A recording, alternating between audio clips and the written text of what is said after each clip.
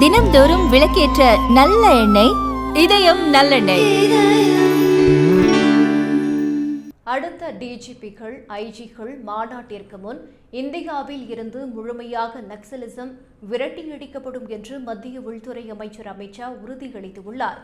சத்தீஸ்கரின் ராய்ப்பூரில் நடத்த 60வது டிஜிபிகள் ஐஜிகள் மாநாட்டில் கலந்து கொண்டு பேசிய அமித் ஷா, நக்சலிசத்தால் பாதிக்கப்பட்ட பகுதிகளில் மட்டும் கடந்த 7 ஆண்டுகளில் 586 பலப்படுத்தப்பட்ட காவல் நிலையங்கள் அமைக்கப்பட்டுள்ளன.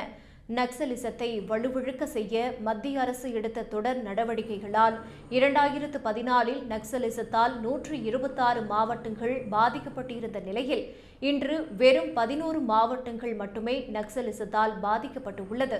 அடுத்த டிஜிபிகள் ஐஜிகள் மாநாட்டிற்கு முன் இந்தியாவில் இருந்து முழுமையாக நக்சலிசம் விரட்டியடிக்கப்படும் என்று தெரிவித்தார்.